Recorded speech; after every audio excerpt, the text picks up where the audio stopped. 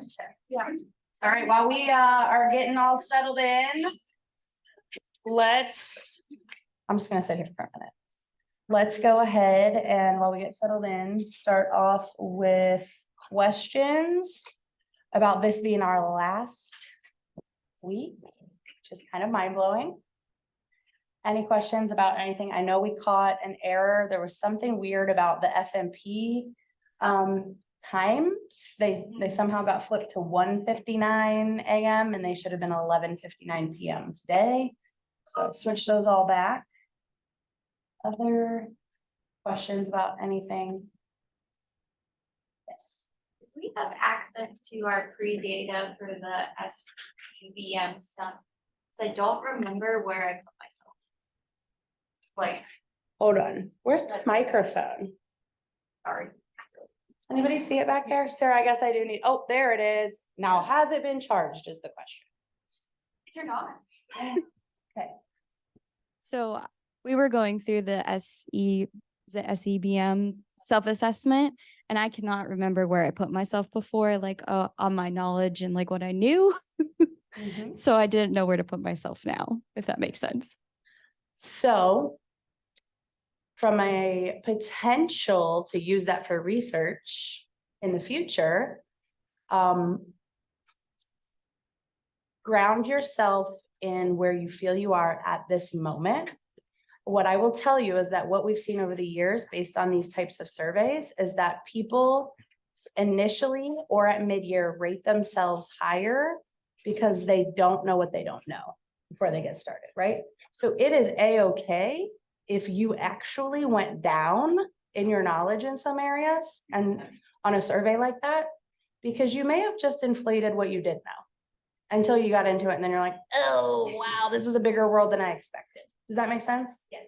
So you don't need to feel pressure to go back and be like, oh, what did I put on this? Nope. I think it's called the Hawthorne effect. The something, it's a two name. Dunning something effect, where it's basically this idea of like, oh, until you really dig into something, you might overestimate your knowledge and skills. And then it's literally what you didn't know what you didn't know. And then once you dug in, you're like, wow, okay, I got a lot to learn here. So yeah. Okay, thank Good you. question. Other questions? Get the lady the mic. I'm thinking on mine. Oh, can we get her the mic? Neither of my emails are attached to that survey. I can't log on to it. So I have to keep working with it. So I don't get it turned in on time.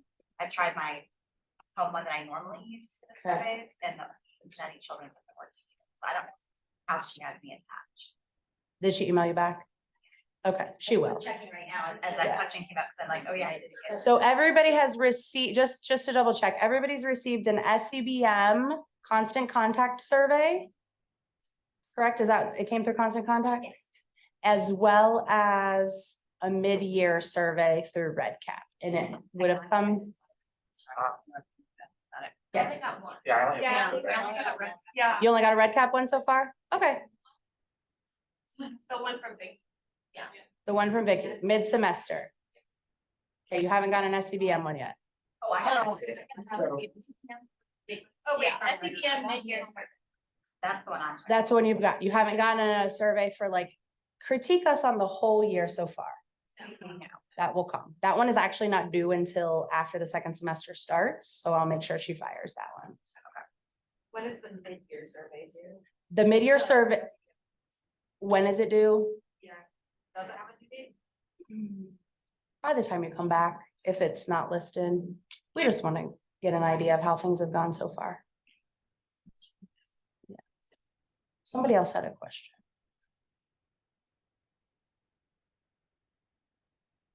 Okay, before we get started today, selfishly, I want to hear what's going well for some of you.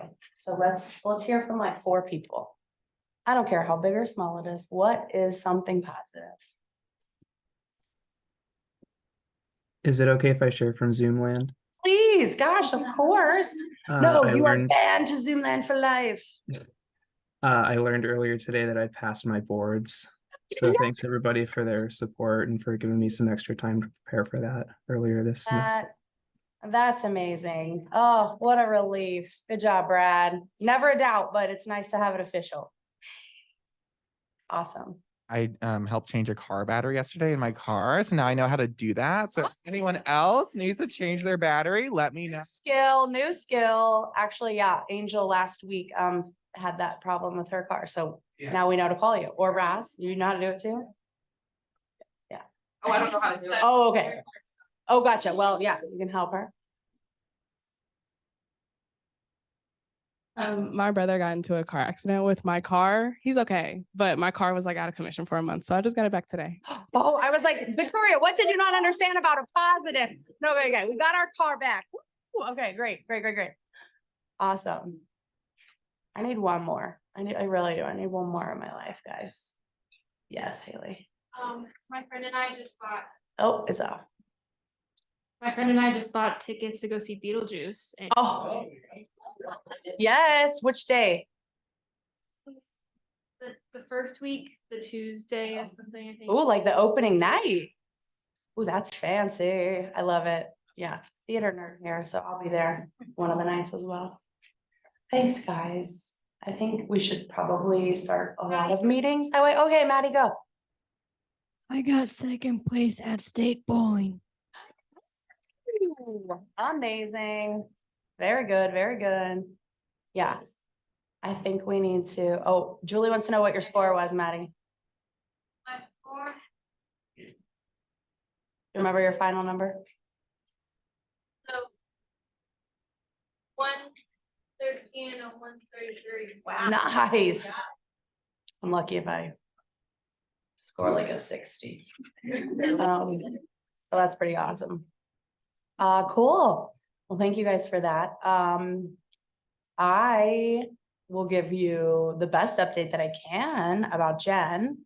So last week, we didn't think that her brother was gonna make it through the day. And he is still here, so that is huge. It seems as though he had a reaction potentially to a drug that they gave him, and so it was a horrible reaction, but I think hopefully we're in a better direction. So she is still in North Carolina and will be there for the time being. I can't tell you how grateful she is for all the thoughts and messages and just knowing that people are thinking about her and sending them all love and kindness. This talk today is a lot of her work that I had to redo because I couldn't get her PowerPoint. So I had to take it from PDF and then make it back into PowerPoint and then make it my own. So you'll see if I'm like, oh, what does she mean by that? I don't know. I'll figure it out.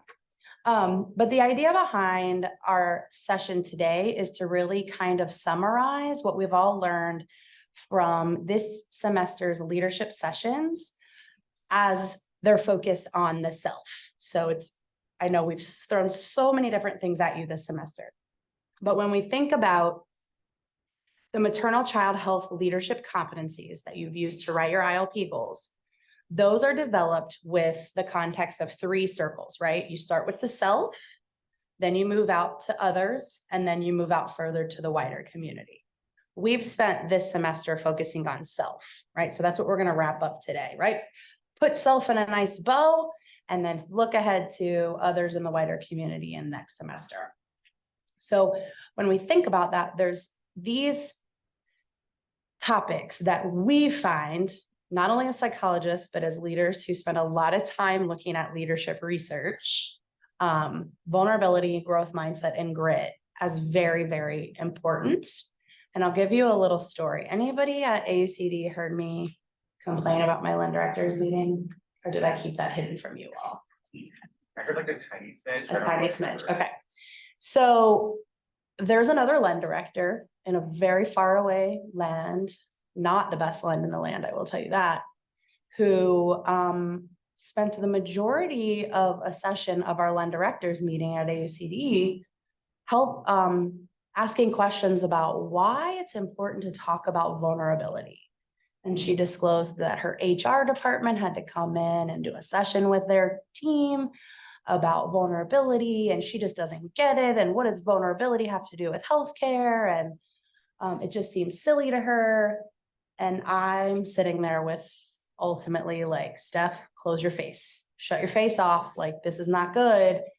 Don't show your face, right? Because I just didn't understand where she was coming from. Like, of course you have to be vulnerable. Like, have you not read anything on leadership?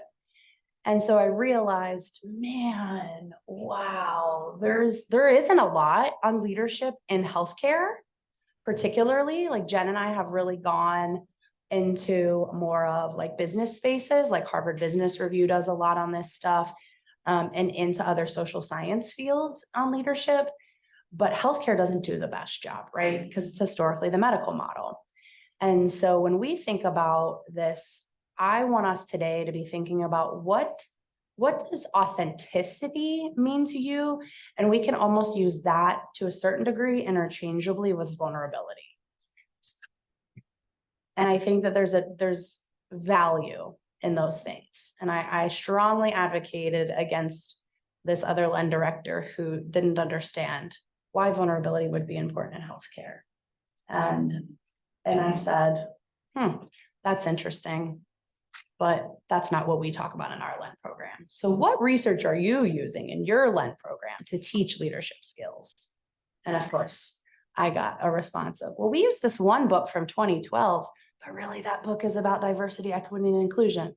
So nonetheless, whatever we can do to expand our healthcare research in terms of leadership development, shoot ideas at me, right? We will try to make it happen, because these are things that are hard to measure, but in my perspective, incredibly important. And in Jen's perspective, incredibly important to making you all good leaders, researchers, and advocates in the future.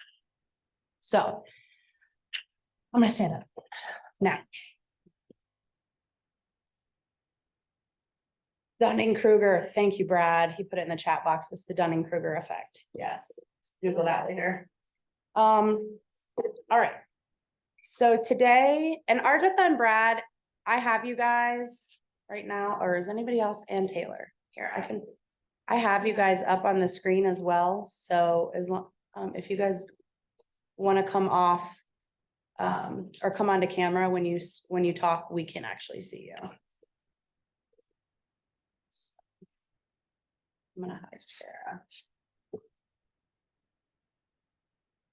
Can I hide her? No, I can't. Okay. All right. If they come on video, it should like come up to the top. The top, that's right, when they're speaking, so we could see their face like right here. Okay, great. Okay, so today our objectives for this session are to identify your own stress response. And some of you may be incredibly good at this, right? You've had lots of practice being stressed, so you know what your stress response is. And for others of you, it might be really challenging. Like, I'm not exactly sure how I respond, or taking it one step further, I can identify it, but I really need to work on that one thing to get a healthier stress response, or a stress response that I can address in a healthy way. Also want us to think and recognize your own comfort or discomfort when rumbling with vulnerability. We'll kind of talk about what that means. We also want to talk about common cognitive distortions and how we can address those. And then the very end parts are about growth and fixed mindset and components of grit. Just by show of hands, who has heard of growth mindset? Okay, anybody read Carol Dweck's book called Mindset? Oh, okay. Anybody ever heard of grit?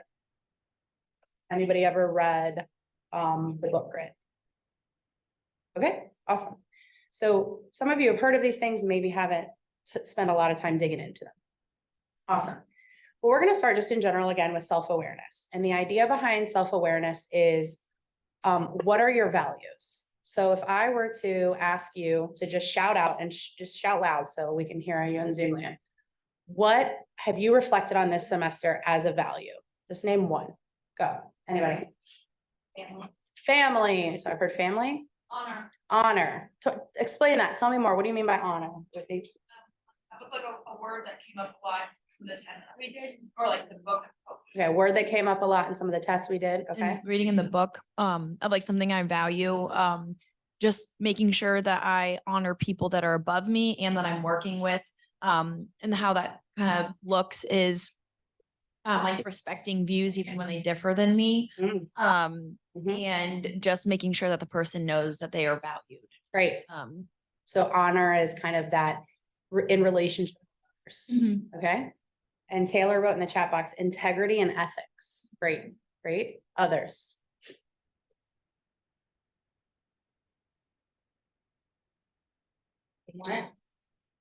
Good.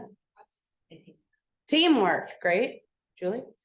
Honesty. Honesty, awesome. So these are probably some of the things that those of you who shouted out, those are probably within your top 3 or 4, right? Everybody's in this room is likely to be pretty different, and it's not, again, it's different than your strengths. It's what drives you, right? What is your why? And so Jen loves this quote. And I don't know if you remember back to your interviews, but we use this in every interview. And this is why, because we really try to practice what we preach. We try very hard. It is very challenging at times. So I'm going to read this. I know you all can read it on screen, but I'm going to read it as well. Just so we can all kind of sit with these words. This is by Sonia Renee Taylor. She is an author and activist, particularly in the anti-racism space. And she made this comment, probably, I want to say it was like shortly into 2021, as vaccines were rolling out, this idea of like, how do we get back to where we were before, right? So she says, we will not go back to normal. Normal never was. Our pre-corona existence was not normal other than we normalized greed, inequity, exhaustion, depletion, extraction, disconnection, confusion, rage, hoarding, hate, and lack. We should not long to return, my friends. We are being given the opportunity to stitch a new garment, one that fits all of humanity and nature. What are your reactions to that quote? Based on your values?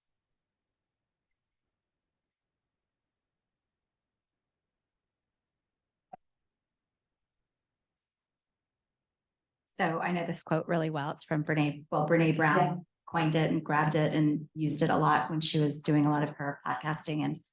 And so I think that it makes perfect sense, because I think if you didn't learn something coming out of coronavirus, then you missed the entire point of it. I look at those words and I was very deep into hoarding. I think anyone who needed any paper products could have got them from me. I had them more than people would see them in my garage. And I'm like, oh, damn it, now I got to give you one, because I was willing to share, but I definitely was like making sure that I was okay. That was my thing. But I think that it does have you reflect on, like, I didn't want to go without, right? That was my feeling, right? So I held on to it. And now letting go and being able to be more open and sharing, I'm not buying 24 packs of toilet paper now anymore, right? And the limit one, like, shouldn't have to be there. It's just like a simple thing, but like now being more willing to open myself up. Whereas before I was pretty content to lock in and hold down and only care about my needs and my family's needs. So I like that quote because it does kind of wake you up to say that was then, and be more open to the rest of the world. And you didn't say it, but you said feeling, but really that feeling was probably fear. It was fear, yeah. And I could control it because I had the means and I had the opportunity. And so when I was exposed and neighbors would walk their dogs and go, huh, looks like you got 4 giant packs of paper towels, I would give. I'm a generous person. But in that moment, I had more than anyone else, I'm pretty sure. Yeah. So fear, which then led to something that later on the other side, you can say, oh, I can let go. And control. Yeah. Fear and control go hand in hand for sure. And I think once you get comfortable with the fact, and some of you know, and Anna and I were talking to, I have almost no control right now in what's happening in my family. So getting comfortable with no control is really, I think, where you will find the most growth. And I was, but that was in that situation, the control was really important. And I think having control is like a false sense of security. It really doesn't exist because anything can change tomorrow. So you better be ready for that. And I think, So I like that, like stitching a new garment includes being flexible in understanding that change is inevitable. Okay. Other thoughts? Yeah, Raz and then on. I think part of that, like stitching a new garment idea also involves a lot of listening, because I know when coronavirus was happening and people were talking about like different inequities in healthcare that they were facing for the first time, or like scarcities that they were facing for the first time, there were also people talking about the fact that these had always existed. Now they just exist for more people. And so like, yes, we're stitching a new garment, but like, it's also important to recognize that like a lot of the things that people realized for the first time were there already, like were already in place. And I think that's like something that has made it easier for a lot of people to move on, is like as soon as it was done, they didn't have to think about it anymore. Thank you, great.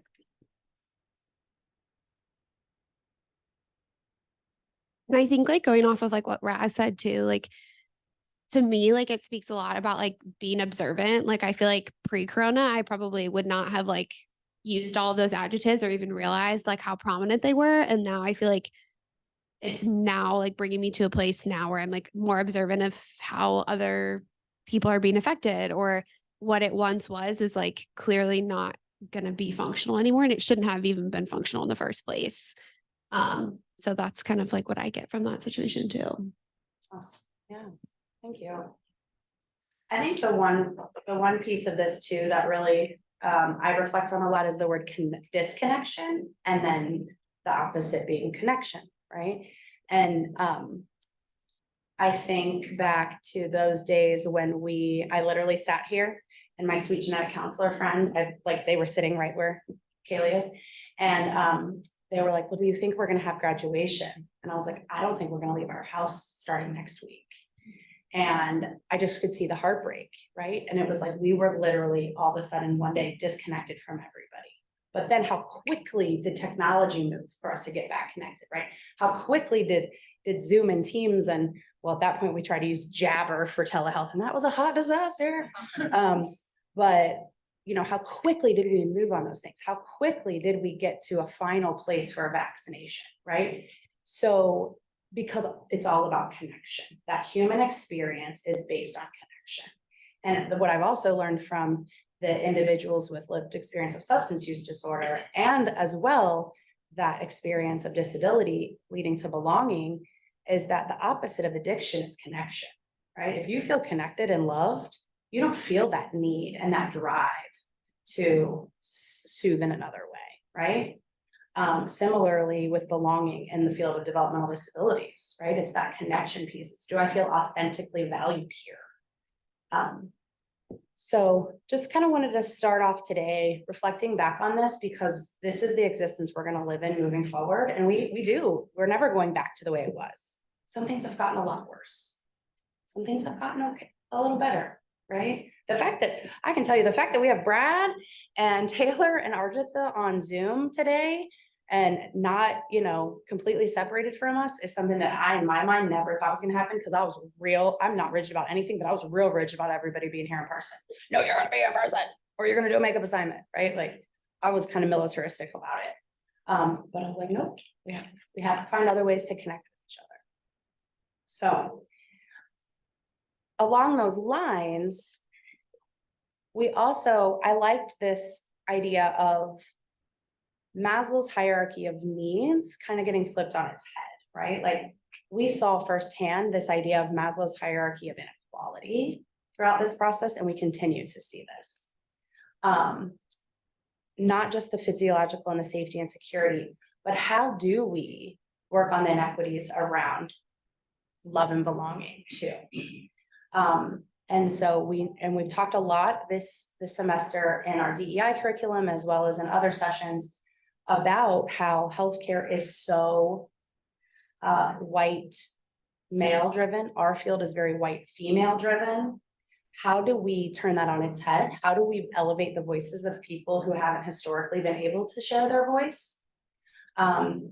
Because there really is more barriers. There really is more risk factors. There really is a steeper hill to climb, right? So how do we step aside and listen to those people, to Raz's point? How do we listen to these people who have been screaming all along? And some folks finally decided to start listening when we watched George Floyd get murdered on television, right? It's like, oh, no, we should have been listening all along, right? So these are heavy things. These are heavy topics, right? Like, I'm not gonna pretend to be up here today and like, I am not firing on all cylinders. I am exhausted. I have not slept since Jen left town. You know, I'm like on the verge of tears all the time. So I told myself I wasn't going to do that, but you know what? I'm not gonna apologize. It is what it is. But how do you know? My mental or my physical cues, typically that I know when I'm stressed, is I find myself in the McDonald's drive-thru. I'm like, do I really need these French fries? Do I think a cheeseburger at McDonald's is the most disgusting thing when I'm healthy. When I'm stressed, it's the best thing in the world. What is that, right? It's your stress playing tricks on your brain. So what are you guys? Sure, help us normalize this for each other. I'll share mine because I think it's funny. So this is like one of the things I look back on where I'm like, how did it take me almost 26 years to get diagnosed with ADHD? But one of the things I do when I start getting stressed is I start deep diving on things that genuinely do not matter. Rabbit holes. Not even rabbit holes. It'll be like days at a time. I'm like seeking out information. A personal favorite for several years was Five Nights at Freddy's. I've never played any of the games. I know all of the lore, but that's my stress cue. As soon as I'm like 30 minutes deep into like a 5-hour video essay about Resident Evil, I'm like, I think I'm a little worried about something. So that's my cue. I love that. I love that. It's your stress cue. I love the idea of, it's going back to Julie's, in fear and stress and fear are, they live in the same family, right? Control. If you can get all that knowledge, like, right, you are a knowledge hungry person. I need to get all this knowledge. For me, I've always like thought of it as like my brain is busy, like it's thinking about something else. And it's like, I'm not going to be able to like not have a busy brain, but making it busy about something else. Yeah. So it works really great as a distractor. Yeah. Great. So that's a mental and potentially behavioral for sure. Stress cue. Yeah. Jane. Mine is really similar to Raz's, but I think mine is more just like social media, TikTok. Mhm. When I all I feel like doing after work is like scrolling on TikTok a little bit. Like I learn things, but it sucks me in and it definitely distracts me from the things I'm stressed about instead of facing them or doing something more adaptive. Yeah. So Great. I think my stress is correlated to my screen time. Alyssa and then Julie.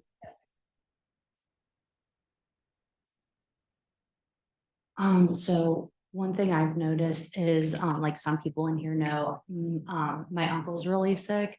And I have had to become the social worker for my whole family over the last like month and a half. And it's been really hard. And something that I've realized with myself is I will start, when I get really overwhelmed, I'll just kind of pull back and isolate myself from like friends and like my support system. And I'll kind of just like check out mentally. So I have really noticed that recently and like definitely has made me aware that it's something I need to be mindful of and work on. I have a thought, I have a question for folks, but I want Julie to share and see if others have something to share. And then I have a question for when you say work on it, that's gonna be my question. Mine's obviously changed throughout the years and Haley knows. 55 years old. So right. No chance, right? I know she could. I am. So it's different, but like right now, and even during Corona or in the situation that I'm in right now, I will, as my children will say, like love bomb them and like take on some, like if I'm feeling it, I'll almost stuff it down and take on, like I could scoop up Anna right now. Like I can scoop up anyone who needs me and I will pour myself into you and feed you and cook. I mean, I will just ignore myself and put it all towards someone else. So that's lately, I know when I'm worrying about someone else too much, then I probably need to worry about myself a bit. You're probably a 2 on the Enneagram. I just took mine last I year. am. Haley and I are the same. I did it. Yeah, I'm a 2 and 7/8, 2, 7/8. So That's me, you- right. Yeah, Julie and I are the same Yep, person. that's it. There's that. Yeah. Janetta put in the chat, I agree. Stressful situations give you a new perspective and time to reflect and grow. Absolutely. Like, and I think I guess the question that I had, when we say, oh, this is something I need to work on, these are my cues, of course, right? Like, these are our cues, and we recognize these aren't probably the healthiest things. Like, it is not the best thing for me to go and shove cholesterol into my body at McDonald's drive-thru, right? What do we do about it to make it more adaptive, right? Scrolling TikTok can be adaptive, right? Helping to support your family right now, Alyssa, that's super adaptive, right? But then shutting down, how adaptive is that? That's what we have to ask ourselves. Like, at what point do we place that barrier? And this is the way I always think about, like, when we quote unquote treat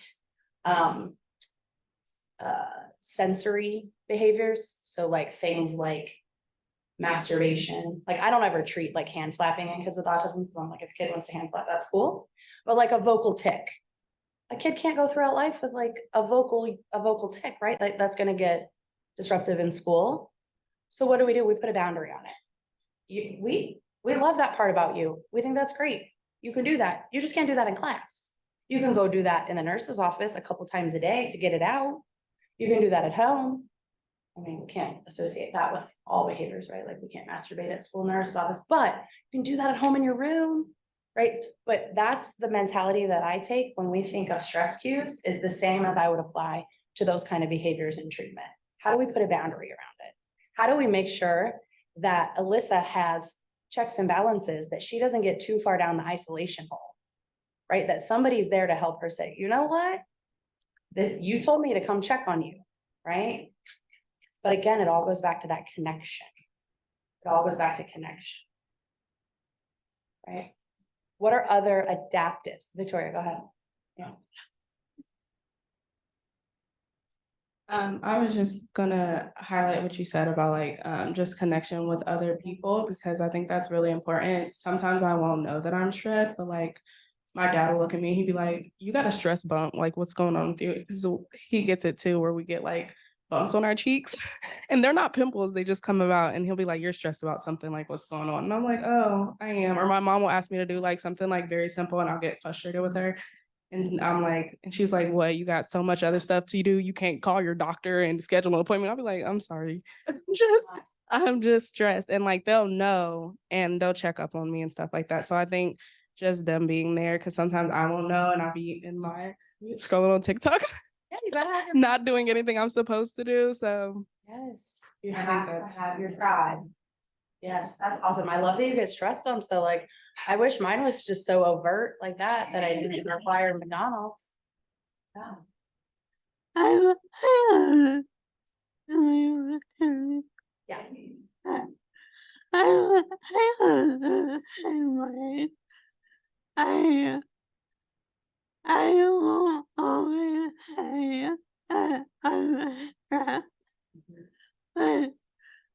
My mom and dad are friends. No feeling. And that Yeah, so you don't always realize you're stressed, but mom and dad and a couple of close friends will just simply ask, are you okay? And I think that that is a really fantastic adaptive strategy, right? Having one person, 2 people, 3 people in your life to just say, are you okay? Right? You're probably not, and it's okay to say, no, I'm not, right? But making sure you feel authentic enough and vulnerable enough with those people to ask you, are you okay? And then in turn, being that for other people, of course, right? So this is incredibly important to emotional intelligence. You cannot function on a team if your stress is being displaced on other people, right? You're gonna be a really not highly rated boss or supervisor, manager, if you can't manage your stress well, right? And then by way of that, your leadership is gonna suffer, right? So this image here is a mood meter.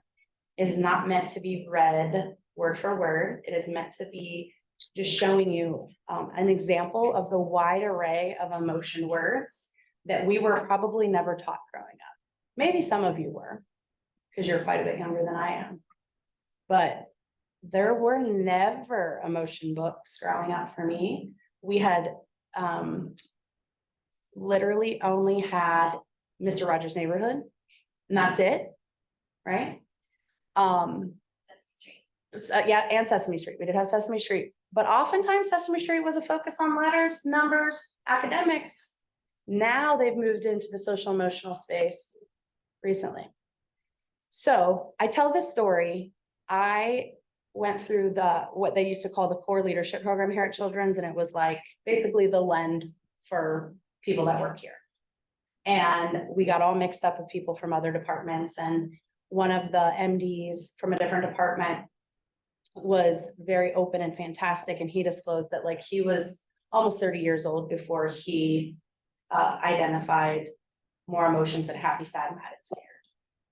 And for me as a psychologist, A, that broke my heart, right? And B, that's like, wow, how insightful are you to even recognize how important that is for you to go to therapy, learn about those things, and work on them. So I think that if today's your first day identifying like, oh, I should really be in tune with some more feelings words, great. Today's the day. If this isn't new to you, that's even better, right? But there are so many cool apps now. This one is from the Mood Meter app. And this one was created by my professional crush, Mark Brackett, who wrote the book Permission to Feel. He's precious. But it has historically been free, and they geared it towards working with K-12 populations. And really just teaching kindergartners, first graders, like, okay, how are you feeling? This is not the same as the incredible 5-point scale or the zones of regulation. I have my qualms with those programs. This is more of just, where are you right in this moment? And do you want to stay there, or do you want to move somewhere else? And there's the red quadrant, which is more of that. Here, let me move our Zoom friends out of the way. The red quadrant is more of that like energy level. And then the blue quadrant is lower energy, but more pleasantness than the red. And then yellow is high energy, high pleasantness, and green is low energy, high pleasantness. So kind of thinking through that, right? Like, where are you feeling right now? Do you want to stay there? Do you not? And that's literally what this app does. It's fantastic. And then it tracks it for you. And then you have a nice little behavioral printout for your therapist. Perfect. So if this isn't something that you already do, I highly recommend it. There's many other just online versions, images, even just having an emotions wheel somewhere in your world. Some people really like to do like things on their mirror when they're getting ready in the morning. Those are great places to keep stuff like this, just to remind yourself. Visuals are important for everybody, not just kids with disabilities, right? Everybody needs a good visual. So highly, highly, highly recommend to help build that self-awareness that is necessary for good leadership. So we've talked a little bit about our stress responses. What do we do in terms of our levels of social engagement or isolation? Do we fight or flight or freeze? Because it's all, like we said, that stress response is based in fear, which is based deep, deep, deep in our survival response, right? So we've already talked about this. So let's jump into burnout. We hear this word thrown around a lot. Burnout is increasing. It's real. It has serious consequences. It's a little hard to see up on this big screen, but burnout is not a clinical diagnosis. It's not something that your doctor would like diagnose you with. It's also not only associated with helping professions. So people can be burned out and work in any industry. But she's not my professional crush, but I guess she's like the person that I looked up to the most in psychology, coined the term burnout. Her name's Christina Maslach. And did I tell you already the story about her? How her husband is Stanley Milgram prison experiment? Oh, y'all. Okay. So Christina Maslach is a famous psychologist who studied burnout for her whole career. And she is married to Stanley Milgram, who ran the Stanford Prison Experiment, which was the like famous Psychology 101 course experiment where you had psychology students who pretended to be prisoners, and you had psychology students that were Confederate or that were pretending to be prison guards. And they then were told to shock the prisoners, and they didn't. Right. And so there's lots and lots and lots of ethical issues with said study, which is why you all had to take like 12 hours of city training. Thanks, Stanley. Right. But Christina Maslach basically came in and said, you've got to shut this shit down. Like, this is not okay. This is traumatizing these people, both the prisoners and the people serving as guards. So I just think that's a pretty, yeah, I just think that's a pretty cool story about why I think she's awesome. But she has devoted her career to studying burnout, defining it, measuring it, figuring out how to address it. And the ideas behind burnout are they affect you both psychologically and emotionally, as well as physically. So you sleep issues, anxiety issues, weight gain, weight loss, lots of things can impact an individual when they're experiencing burnout. Now, burnout is different than just like, oh gosh, it's the end of the semester and there's so much to do and I'm feeling like overwhelmed, right? Like that is, if time passes and the external factors are dissipated because all the projects are done and you have a holiday break and you're starting to feel better, that wasn't burnout, right? That was just a stressful time. Burnout is this chronic impasse, chronically feeling stuck, right? That lasts potentially weeks or months. Okay. So the way that Christina Maslach and her group have researched it is it's three aspects. It's emotional exhaustion, depersonalization, which also can kind of mean cynicism. So it's the idea of that, like, the system's never getting better. Why should I even try? Or, you know, that kind of pessimism. And then reduced personal and professional accomplishment or feeling ineffective. So the first on the left side, right? Is that loud? The first ones are more of like what she studied all throughout her career. And then in 2018, she really highlighted more of, let's focus in on just exhaustion, cynicism, and inefficacy. So she moved to those terms. There's 5 profiles of folks. So if you're burned out, you're high on all 3 of those dimensions. If you're disengaged, you're probably only high on cynicism. If you're overextended, you're probably high on exhaustion. And if you're ineffective, you're high on inefficacy, right? Or there's that 5th profile, which is what we want, which is those engaged folks, right? So why is this important for us to talk about now as LEN trainees? Erica. Can you hear me? Mhm. Because we're all training in here to be leaders at some point, possibly. And it's important for us to know when we're feeling burnt out so that we don't spread it to other people. And it's important for us to know when, like, the people we're working with in our team is burnt out so that we can make sure not everybody is disengaged. Beautiful. Couldn't have said it better myself. Right? You're responsible for yourself, but eventually you're going to be responsible for your teams as well. Right? And so even just being those people that say, are you okay? Or like this morning, or just now before we started, I got a text that said, I'm doing a wellness check. You didn't seem like yourself yesterday. Turns out it's from a former LEN trainee. She's pretty good at her job. She was right. I'm not feeling myself. So of course, we want people to always be in the engaged place. That's not real life, right? And that's definitely not real life in this country. Right now. And that's definitely not real life in healthcare. However, how do we get people back to a state of baseline, back to a state of, some people call flow, some people call balance. What do you all call it? When you're working on all cylinders, you're doing the best you can. What's a word you have for it? If you don't have a word for it, get a word for it. I like, I use flow. Flow, okay? I say I'm chilling. Chilling, okay, I love that. Yeah. Others have a word? Thriving and surviving. Thriving, not just surviving. Yeah, thriving, yep. There's actually a group here at Children's that are studying thriving as a measure.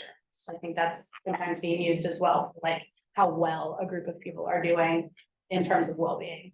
And Janetta put in maintaining. I love your realism, Janetta. Yeah, sometimes it is. That's the word we gotta go with. Yeah.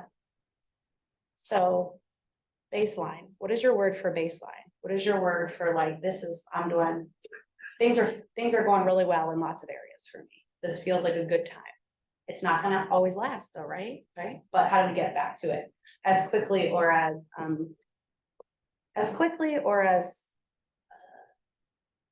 with the least amount of negative intensity as possible. So burnout is very important. We talked about it's not unique to us, but it can lead to so many negative, heavy emotions, frustration, feeling powerless, inability to meet goals and produce results, incredible job dissatisfaction, depression, anxiety. Why are all those things, why are all those words such an organizational issue for us? From anywhere. There it is.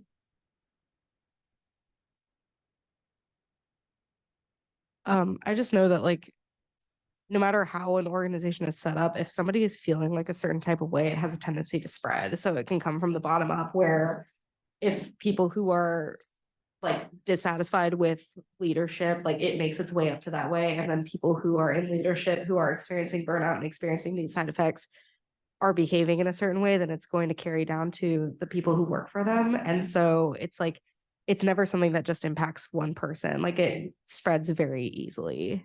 So spreads like wildfire. So then I'm gonna ask why? Why is that spreading an issue? And you don't have to answer, but if you want to go. Why is that spreading an issue? Why is that spreading an issue? Let's get further deep. Why is burnout an issue? Besides that, yes, it spreads quickly and it can have an impact on other people. Let's think about healthcare specifically. Why is it an organizational issue? It can affect how you're like delivering yourself to the people who need you. So like, So why is that important? because people need you. Okay, I mean, like, what would be an outcome? Lack of trust in healthcare. What else? People get reached out. Huh? decreased quality of care. Decreased quality of care. And what happens when we have decreased quality of care? Decreased quality of life. Decreased quality of life. In some fields, it means death. Right? Not necessarily our field, thankfully, right? Well, maybe Maria when she gets into med school. Not to throw you under the bus there, Maria. But right, like, but for some of us, like, that work with kids with disabilities or that have this lived experience, this level of burnout impacts organizations to the point where care is not done well, right? Hey, Krista, care is not done well, which leads to really poor outcomes, right? In your field, think about what is the equivalent of death, right? For surgeons, that is their worst possible outcome for a patient, right? As a psychologist, my worst possible outcome for a patient is probably, not saying that it hasn't happened, unfortunately, but for me, I hate it when I ever have a patient from a behavioral perspective that has to spend multitude of weeks inpatient. That hurts my heart. That is a failure to me. So think about what that means for your field, for your role and the responsibilities you carry. What is the worst possible thing that could happen because of burnout? So how do we make sure we're always staying ahead of it, right? This is just a survey. Again, it's not meant to be read, but just there are lots of surveys. Christina Maslach has made it so that there's not there is a Maslach burnout inventory, the MBI. She's always wanted it to be widely available. There's lots of spin-offs of her work. Us at Children's and at UC have started using a measure of vitality. as a result of her visit. It was funny. I was like, why don't we just use hers? Because she came here in 2019 and we didn't even use her stuff. But so feel free to Google, check it out, see, and then do it again in a few weeks and see how things have potentially changed. The idea is that we want these things to readily change, right? Like we want to make course corrections to get people back to their flow or their chilling state or their vitality state. So again, goes back to that taking action. And sometimes what I find in the burnout space is that people spend too long emphasizing what the individual should and could do and not enough time emphasizing the challenges within the system or the organization. Burnout is an organizational issue, not an individual problem.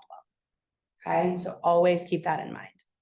It's an organizational symptom of a larger underlying set of issues, multiple types of issues, right? So how do we always think about the action steps we can take to mitigate, to reduce, and to course correct? So these are some, this is just a cute little graphic that Jen had found about what can you do to course correct for yourself that you have that individual control over. And I know it's hard to read up on the big screen, but just drink water and eat well, right? The things that we've talked about all year long in your self-care ILP goal, right? Building that self-awareness. What does my body need right now? What does my mind need right now? What do my relationships need right now? Yoga, relaxation, working on your sleep, getting enough, socializing with non-work people. This is especially hard for those of you in grad school who probably spend a lot of time with other people in your field. Have some friends outside of your field. It really gives levity to the work that you do. You're like, yeah, they could care less about my stress with marketing right now. They actually, I don't know if I've told you guys this, but there's a running joke with one of my guy friends who's an accountant, because Connie from accounting here at Cincinnati Children's hates me. She always rejects my reimbursements. I'm like, honey, I'm not trying to take Children's Hospital for millions of dollars. I just want to get my money back from my hotel in DC. Inevitably, she reject, and then it takes me forever to get my money back. So my friends know Connie from accounting has it out for me. So it's just an ongoing joke. You know, you got to bring levity to some things. Saying no and having boundaries, I think, is one of the big things too, that all folks in training, I don't care where you are in your training, I don't care where you are in middle management, I don't care, you know, what your role is, boundaries are so important. And I can tell you that certain disciplines have this ingrained more than others. And we've talked about this, I think, before, like particularly with medicine. Like, where did the field of medicine start from? House calls, right? You had a doctor that would go to a home to keep somebody alive, right? That mentality has continued on with the profession, and it's very different than, say, my training as a psychologist, where it's like, you show up and do the work, I'm not going to do the work for you, right? And so at times those values can clash on multidisciplinary teams. Other examples of that in terms of boundaries that you can think of from the things you've done in your work, how you've learned to hold boundaries, not hold boundaries. Yeah.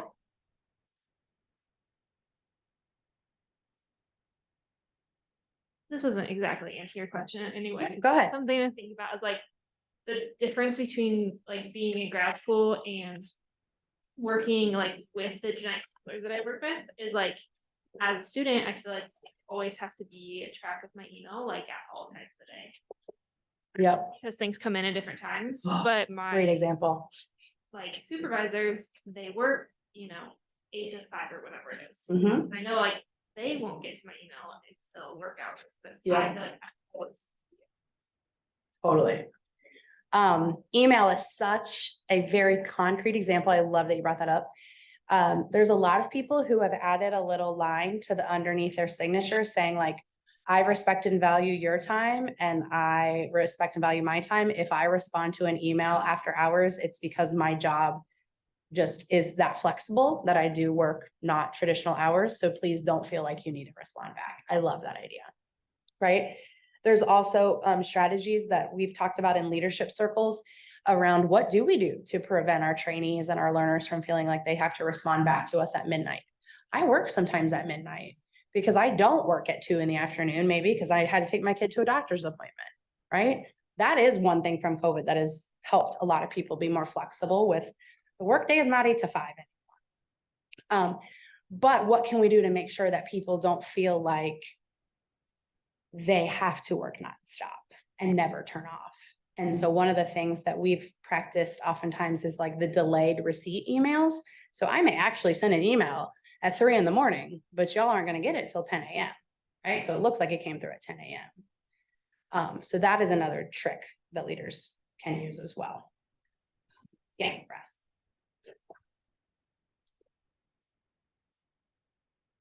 I know like right now on a lot of social medias, you see a lot of people who are like our age, like millennial Gen Z age, where they're entering the workforce and they're entering with the mindset of like doing the job as it is on paper. Like they're not working overtime, they're not answering emails after a certain time, they're not scheduling meetings outside of working hours unless they're getting paid overtime.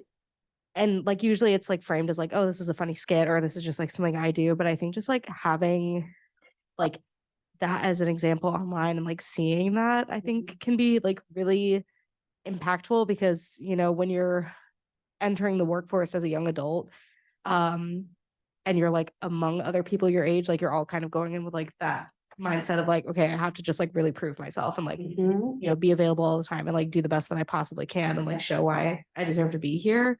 But really like the interview process and like getting the job is proving that you deserve to be there and then like you're doing the job that you got hired for. But I think like that message being like sent out by people in all sorts of fields, like even if it doesn't necessarily strictly apply, it does give like a good reminder of like, even if your job is like your passion, even if your job is like something that like it's your dream job, it's not your entire life. And, like you need to be able to like have that agency of like, these are my working hours and like, you know, we can work out something else, but like it has to be like, it's not like a guarantee that I'm gonna go. I'm gonna have do all these boundaries. extra things. Yeah. And I'm gonna hold to my boundaries and adhere to those and be accountable to those, right? Yeah. And I think that's something that like is really stirring up a lot of people because I see also older people being like, well, this generation just doesn't want to work. And I'm like, well, they want to work. They just don't want to do all of like the hidden requirements that you like to get. Well, and also let's think about, we could have a whole series on generational differences in the workplace. There actually are if this is interesting to you, go on Centerlink and go in the ELM. I can't remember what ELM stands for, something learning management, electronic, but you can search for like generation, just search like generation. And there might be classes that come up that our HR department does. This is a huge issue. It's a huge issue for retention. It's a huge issue for recruitment. And that's a big deal at a place like Cincinnati Children's. How do we recruit people to Cincinnati to come live in Cincinnati, Ohio, when they can go live in Boston or LA? Like real talk. A lot of people don't want to live in Cincinnati, Ohio, when they can live on the East or West Coast. And so there's also this perception of, well, then you're not a good professional if you're not willing to give 80 hours a week. Well, wait a minute. Let's think about where even the 40-hour work week came from. Okay, anybody have an idea of where the 40-hour work week came from?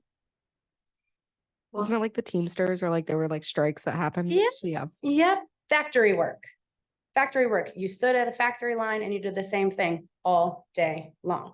So really, even 8 hours a day for the kind of work that many of us do is way too emotionally draining, right? The fact that some of my psychology colleagues see 8 one-hour patients a day and then still have a meeting over lunch and then still have to do their documentation is mind-blowing to me, right? It's mind-blowing. So the work organizational expectations in and of themselves are not set up. So we have to basically rise up and have that agency to say, no, like these are my boundaries.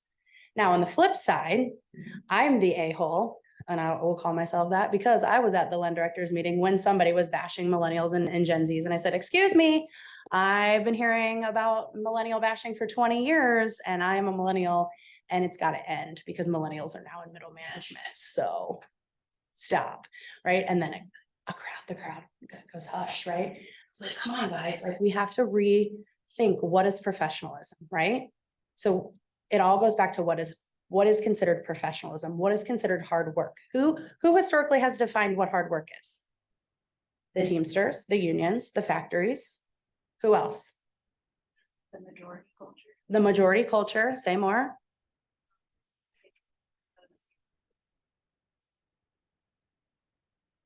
Those who are like higher up in power, which is mostly white men, Yes. have dictated it. Yes, white men have dictated how everyone else should work. Right? And historically in this country, those white male doctors who created the productivity standards probably didn't have the mental load of raising children that their female counterparts had. Right? We are still held to productivity standards called the Boat Guidelines. It's named after one of our old chiefs named Tom Boat. And it is some of the highest expectations in the country for any children's hospital. These are over 20 years old, these guidelines. So these are pre-COVID, pre-George Floyd guidelines, right? We gotta rise up against that, right? So I guess this is just my call to action to you, that I will commit to speaking up on behalf of younger generations that are willing to have boundaries. And then you all do the same, right? Because there's no point. This is a place, the next place down the street, the next place down the street. The organization can only be as great as the people who are dedicated to it. And if they're not, we want to be a place that values and respects people's whole being. And that means who they are outside of work too. Yeah. I think in terms of like thinking towards the future, I feel like slightly hopeful in some areas just from like my own experience and like seeing some of my friends where it's like they have supervisors and bosses who are younger and are like willing to go to bat for them over like having boundaries and like are good at setting the example of setting boundaries for themselves. Like I know like my supervisor, she's really, really good about like setting her boundaries and like being very like not like adamant about them, but she's very firm about like what she does and does not do. And like she also like we had a conversation about like my boundaries and what I would want from her and like sort of that give and take. And then there's been moments where she has helped me to enforce a boundary. And so just like working with her and like seeing her work and then also like knowing that she would advocate for me has been really helpful in like building my own confidence and like having those boundaries. And I know a lot of my friends that I've talked to who are also in their fourth year positions have felt the same way, where like they have these younger supervisors who feel able to and willing to like speak up and like set those boundaries for themselves and for their student, which I think really sets up like a good future for our field. And I don't know if other people have had similar experiences, but well, and I think the other idea too is that we've alluded to age a little bit, like it is this generation based on age, but there's also other diversity like characteristics that are really pushing the needle. Like there's a lot of people with the disabilities that are not going to be able to function seeing, 17, 18 patients a day in an outpatient clinic in some fields. That's the expectation, right? So how do we continue to push the limits on, it's not just all about a money-making business model, right? How do we really emphasize the ideas around quality of care versus quantity, right? Because I get now rewarded no matter if my patient gets better or not, as long as they come in and I bill for their treatment. How does that make sense, right? So thinking through those things. All right, I'm reading the room. I think we need a little movement break. Okay, let's do like 5 minutes and then we'll come back at 2:10 and we'll keep going. Sound good? That'll give me a chance to pull up a video.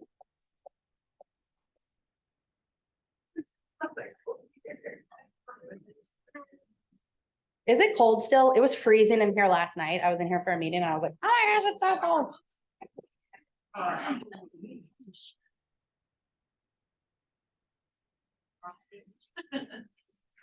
I know. Walk there. Yeah, yeah. Yeah,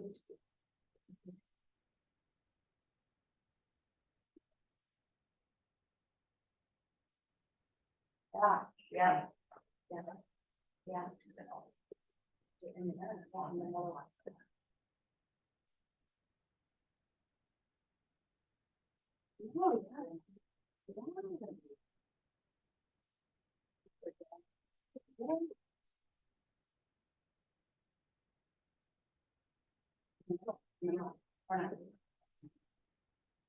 No, no way, Julie. I don't. Yeah. Not right now, but sometime in the future, like next semester. Does that make sense? Yeah. Good job, good job.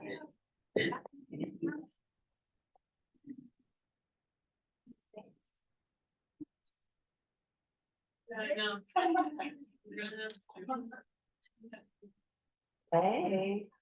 I'm okay.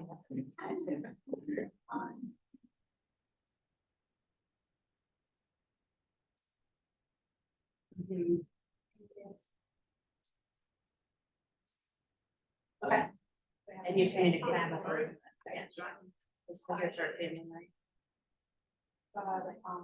Stuck on the house. So, it's also a little bit much. Definitely more of like. No worries, yeah. As long as you guys have been communicating, Yeah. you're good. Thank You're you. good.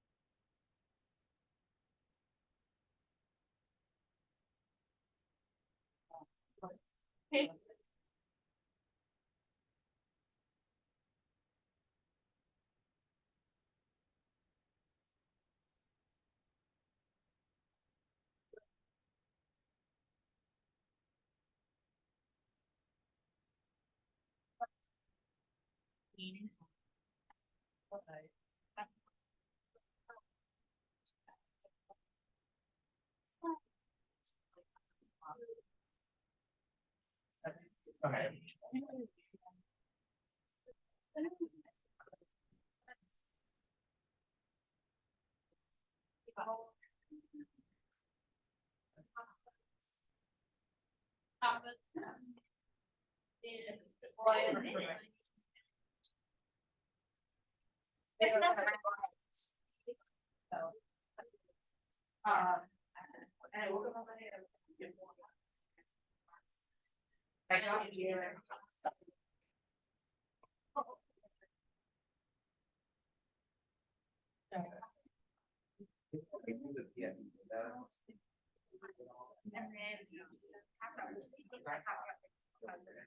Yes.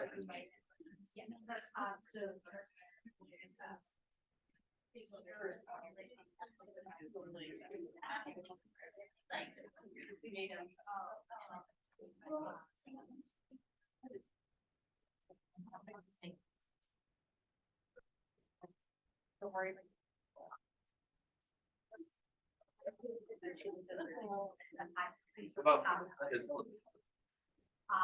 I have somebody.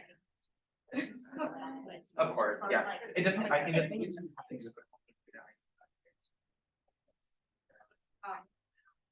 So, see you on Friday. Yeah. There is an Okay. More hives. I wasn't, I did a bunch of Bible.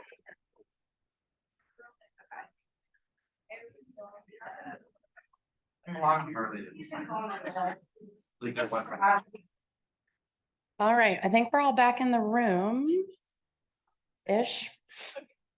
And then hopefully you're back in Zoom land. So, as we talk and kind of continue in talking about vulnerability, I want to remind you that back on the very first day of orientation, when we gave you your purple bag that was full of books, you received this Dare to Lead book. This will be what we want you to read for your leadership book club that we will do over this holiday break. So this is your forewarning that, and it's been on the assignments all year. So I'm not surprising you with anything, I don't think. But this session will be, I was gonna look up that during the break and then I got distracted. Can you share that it is available on Audible, so anyone who uses Audible. It is available on Audible, Julie says. To digest it like that. Yeah.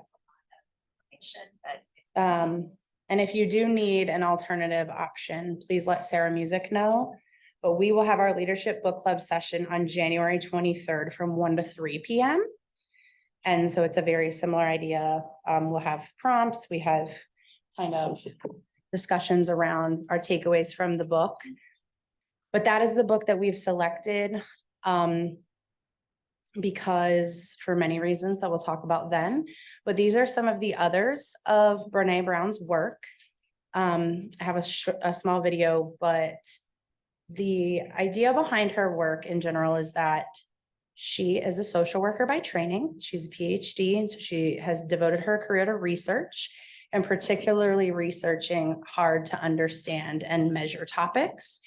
And so she's written some books that I think have been really, really powerful at putting to words complex emotions. I love the one that she wrote during COVID with Tarana Burke, who was one of the kind of faces of the Me Too movement, called "You Are Your Best Thing." So we just wanted to put those up there because there's a lot of really great reads by Brene Brown, and she's really kind of one of the forefronts. Whether she did not set out to be a leader in leadership, but she's become a leader in leadership. So one of her quotes was, "You admit to courage. Wait, no, this isn't right." don't get to it, but without running, you don't get to. That's it. Don't. You guys, this is what happens when you redo things from a PDF and then they look like this. The quote is like. So we're gonna find that quote and come back to you. But my more important part is down here that you can't really see, and it says embrace the suck. Embrace the suck. What does that mean? Julie, give her the microphone. What did you just tell me on the break? What does embracing the suck mean? Just getting comfortable in the middle. And I just shared with Steph too really quick that I listened to this guy, and he said that there's far too much focus and emphasis on before and after pictures, whether it's like weight loss or, you know, in school or out of school, when the actually where you should be focusing is the middle, because the work is done in the middle. So that before picture, you haven't done anything yet. The end, it's just like, you're not really finished because there's still work to go beyond. So you're constantly living in the during, and sometimes it sucks. Yep. And, you know, Jen and I say this a lot, like, God, we just got to get through the muck. We got to get through the suck, got to lean into it, you know, lean into it, push through it almost. Right. And sometimes it is, it just does feel like, okay, I got to do the best I can. In some fields, they call it, faking it till you make it. Right. There's actually a Taylor Swift song that uses that quote. Sorry, I'm going to see it at the Omnimax on Friday. I'm pretty excited to have something to look forward to. That's really fun. Sarah found it in the chat box. So thank you, Sarah.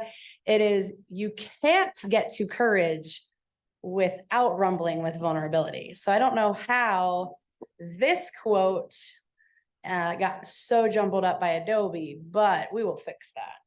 So you can't get to courage without rumbling with vulnerability. Thank you, Sarah. Oh, dear Lord. Let's move on to the next one. So again, this idea of vulnerability is there's an uncertainty, there's risk, there's emotional rawness, and there's fear.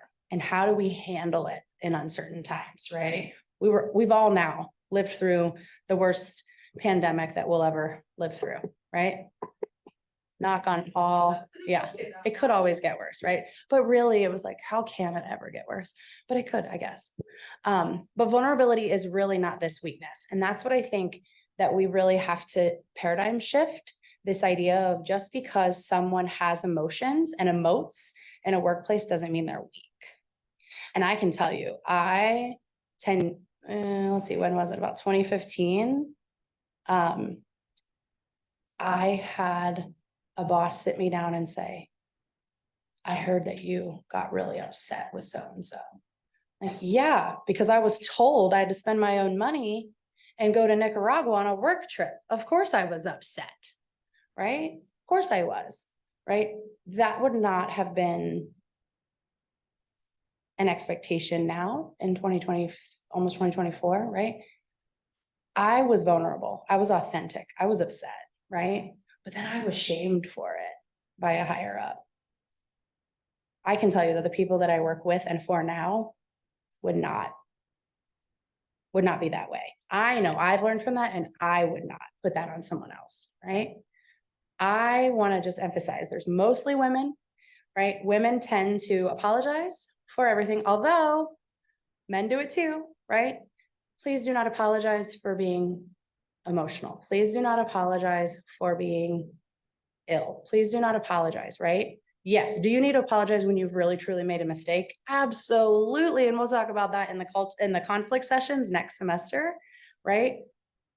But emoting, crying, maybe even to the point of raising a voice that's still in a professional way, that is not weakness, right? That's being authentic.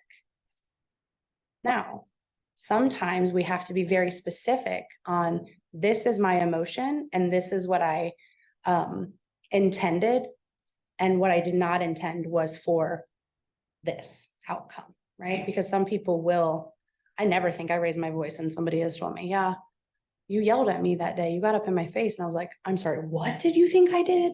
Wow, that was your perception. Holy cow, that was not my perception. I need to work on that, right? But again, vulnerability and authenticity. What does that feel like for you? There's never going to be a leader that's quite like you. So how do you own your own authenticity? Okay. And that, according to Brene Brown, is our measure of courage.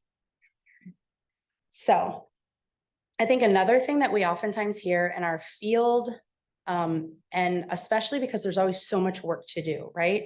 There's always gobs and gobs and gobs of work to do, is this idea of not being enough.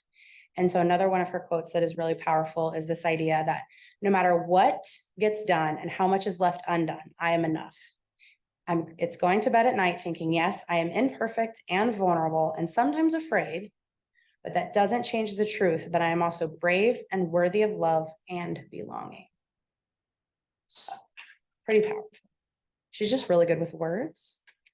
And so she's fantastic. So I am going to mess up Sarah's system here so I can show you a quick video of lovely Renee. Has anybody listened to her stuff? Besides Julie? Listen to her podcast, read her books. TED Talk, read her books. TED Talk, okay. I don't think this is her TED Talk, but it could be. It might be one of her like TEDx talks. Oh yeah, this is TEDx Houston.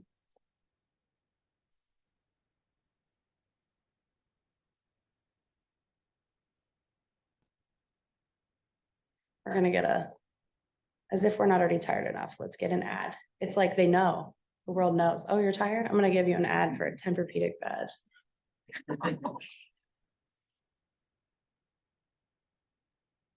Come on, little buddy.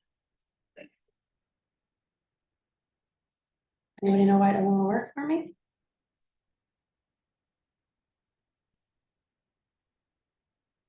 I know. Refresh the page. Boom. It's thinking, it's thinking. I just want to make sure that they can hear it.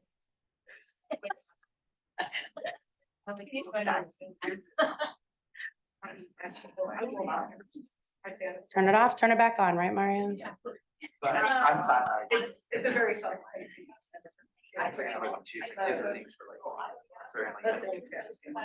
Could be really loud. Careful, guys. Here, let me tell you. There we go.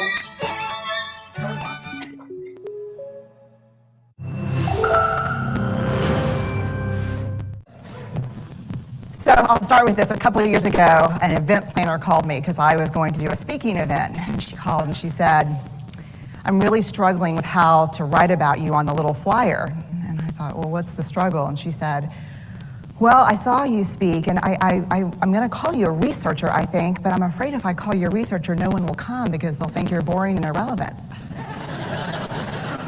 And I was like, okay. And she said, but the thing I liked about your talk is, you're a storyteller. So I think what I'll do is just call you a storyteller.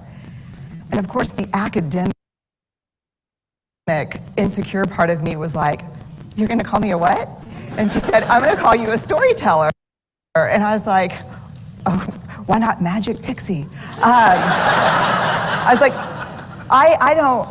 let me think about this for a second. And so I tried to call deep on my courage. And I thought, I am a storyteller. I'm a qualitative researcher. I collect stories. That's what I do. And maybe stories are just data with a soul, and maybe I'm just a storyteller. So I said, you know what? Why don't you just say I'm a researcher storyteller? And she went, there's no such thing. So I'm a researcher storyteller. And I'm going to talk to you today. We're talking about expanding perception. And so I want to talk to you and tell some stories about a piece of my research that fundamentally expanded my perception and really actually changed the way that I live and love and work and parent. And this is where my story starts. When I was a young researcher, doctoral student, my first year I had a research professor who said to us, here's the thing. If you cannot measure it, it does not exist. And I thought he was just sweet talking me. I was like, really? And he's like, absolutely. So you have to understand that I have a bachelor's in social work, a master's in social work, and I was getting my PhD in social work. So my entire academic career was surrounded by people who kind of believed in the life's messy, love it, and I'm more the life's messy, clean it up, organize it, and put it into a bento box. And so to think that I had found my way, to found a career that takes me, really one of the big sayings in social work is lean into the discomfort of the work. And I'm like, knock discomfort upside the head and move it over and get all A's. That was my mantra. So I was very excited about this. And so I thought, you know what? This is the career for me because I am interested in some messy topics, but I want to be able to make them not messy. I want to understand them. I want to hack into these things that I know are important and lay the code out for everyone to see. So where I started was with connection, because by the time you're a social worker for 10 years, what you realize is that connection is why we're here. It's what gives purpose and meaning to our lives. This is what it's all about. It doesn't matter whether you talk to people who work in social justice and mental health and abuse and neglect. What we know is that connection, the ability to feel connected, is neurobiologically, that's how we're wired, it's why we're here. So I thought, you know what, I'm gonna start with connection. Well, you know that situation where you get an evaluation from your boss and she tells you 37 things that you do really awesome and one thing that you can't, an opportunity for growth. And all you can think about is that opportunity for growth, right? Well, apparently this is the way my work went as well, because when you ask people about love, they tell you about heartbreak. When you ask people about belonging, they'll tell you their most excruciating experiences of being excluded. And when you ask people about connection, the stories they told me were about disconnection.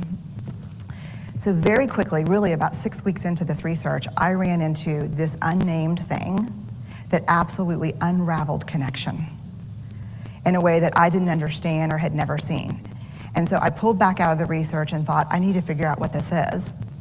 And it turned out to be shame.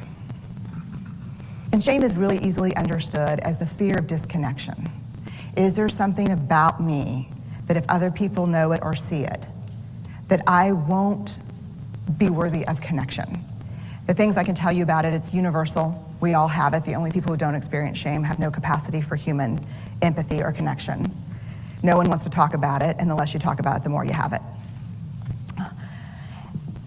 What underpinned this shame, this I'm not good enough, which we all know that feeling. I'm not blank enough. I'm not thin enough, rich enough, beautiful enough, smart enough, promoted enough.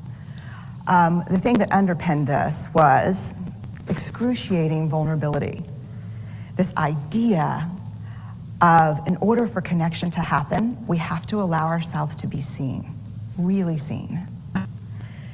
And you know how I feel about vulnerability. I hate vulnerability. And so I thought, this is my chance to beat it back with my measuring stick.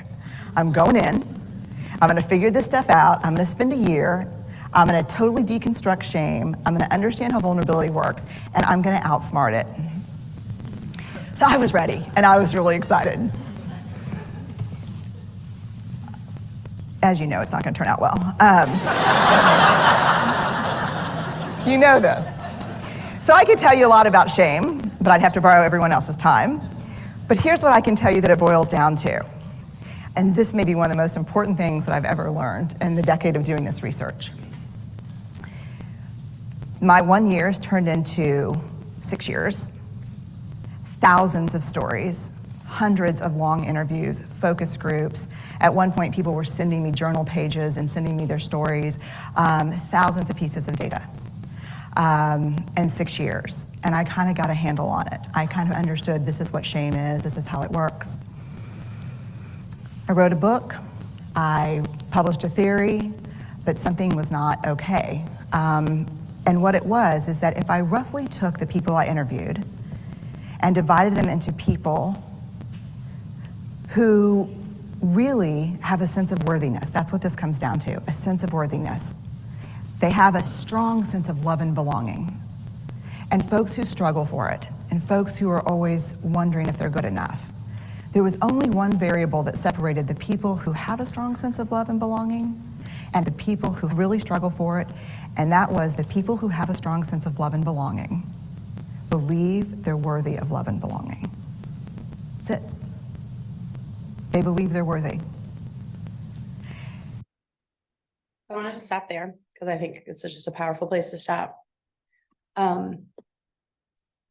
I think, you know, everything we do in leadership is all about us growing as leaders, but in the space of this work, right?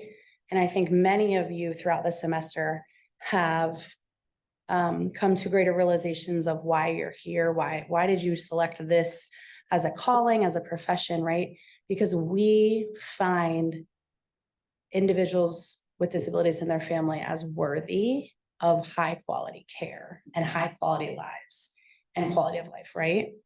So I think that when we think about what we do,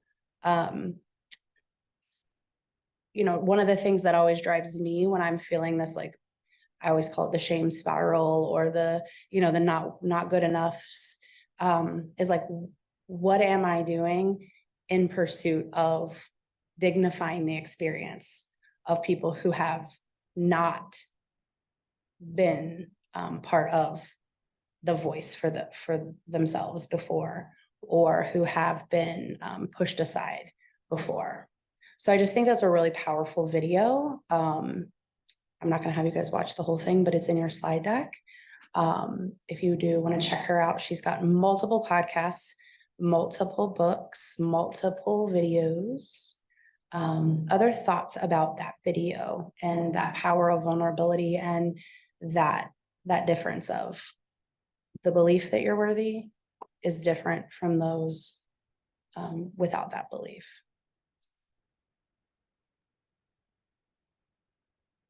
Yes, Simon. I guess I would just kind of be curious to hear more, like what are the things that lead someone to find that they're worthy of love and acceptance compared to people who don't? Like, is it trauma? Is it something else in there? Like, I don't know. Like, I would just be more curious to see, like, for the people who don't feel like they are loved or belong, like, how do you get them there? And if it's something in the environment and that thing in the environment is unchanging, will they ever get to fully experience that compared to people who have privilege that allow them to be able to access those things that make them feel loved and belonging? Yeah, thoughts to Simon's thoughts?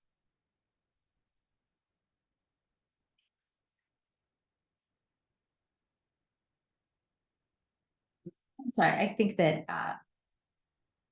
ultimately it's something that you have to like find within yourself to figure it out is the point. And that sorry, that ultimately it like to find that worthiness or that sense of belonging, it really isn't something that can be given to you. It's something that you have to live and feel. So that takes reflecting. I mean, you might not have had the best situation growing up or lots of different things, but if you continue to kind of look for that, but it's being exposed, I think, to this way of thinking. So I think you can kind of put that information out, but in order to truly feel loved and worthy of love, you have it all comes from within you.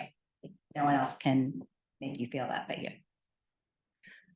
I think too, and this is not going to answer your question completely, Simon, because I think that's a great question. Brene Brown would say, read all my books, right? But one of the things that I remember learning from one of my colleagues, that's another LEND director who I just think he's an amazing person, is Brene Brown would say, lead with love. And that is kind of what I think about with this quote, is we desperately need more leaders who are committed to courageous, wholehearted leadership and who are self-aware enough to lead from their hearts rather than unevolved leaders who lead from hurt and fear. And this idea of what does that mean? How do we put that into action? What does leading with love mean? Anybody can come up with an example. Who has led with love for you?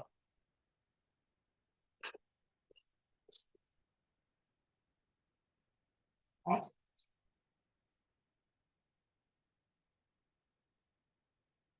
I mean, I know for me, and this is like really like very personal, and I know like I've talked to a lot of people about this where they don't necessarily agree.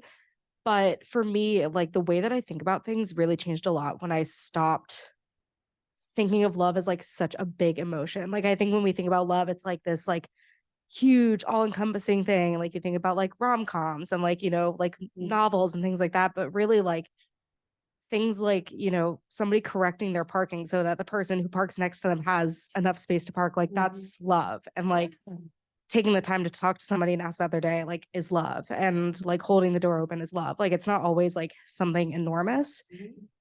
And I think like just making love a lot more human makes it a lot easier to kind of like swallow that idea of leading with love, where it's like you're not even necessarily leading with like these huge grand gestures. You're just like exhibiting the compassion and kindness and being a human being. And so I know for me that really kind of changed the way that I navigate the world without like changing the way that I behave, because I'm not a super touchy-feely person, but like it has really helped me to, I feel like, become a better person and like be better at connecting with people. Absolutely. Just by making it like not less important, but smaller. Yep. I think there's also a piece too, and it's I sometimes have to check myself about that idea of like what I love what you said, Raz, about, you know, there's just small acts that show love, kindness, compassion. There's also things that in the moment as a leader, you have to weigh out. Will my response and decision to this be building connection or building disconnection? Will my reaction lead to progress and results on a project? And that is going to be a deterrent for my relationship or connection? Or will the product and project have, limited outcomes or take longer because I'm making this decision that's going to lead me to closer connection. And I think there's no right or wrong answer. Sometimes your decision has to be product. Sometimes your decision has to be connection. But I think if we're committed to weighing out those options and figuring, in this moment, it is really okay for me to say, you know what, right now, life is really heavy for you. And if you need to take the rest of the day off, go for it, right? That then is going to lead to connection. We can clean up the product later. We can clean up the deliverable later, right? So I think we'll talk about that more because that's the dichotomy in conflict resolution and negotiation is like, who's going to really strive for the answer? Who's going to really strive for the relationship, right? And that's kind of how I see some of this too. Like leading with compassion is, am I going to stay firm and rigid to the rules because they're the rules? Or am I going to be able to be flexible and bend a little bit because that's what that person needs in that moment for connection? So I'm seeing our ITT friends show up. So I'm like, oh gosh, I have a lot more slides. No, I know. You're fine. You're fine. So yeah, here are a couple of her podcasts. She does have also a website that if you do start to read her stuff, she's got some really cool like handouts and things that you can follow along. Unlocking Us is a really good one. When we think about connection, a lot of that is having kind of like Simon asked, like, how does somebody get there? How does somebody get to that place, right? A lot of it is about this resilience, and resilience is really hard to measure as well. But we think about how do we build people up in their resilience, whether it's our coworkers, whether it's our patients and families, whether it's the people that are supervising us, right? We build ourselves and others up through these 5 pillars. And we've just spent the whole first part talking about self-awareness, right? That is a huge component of this. Reflection, reflection, reflection.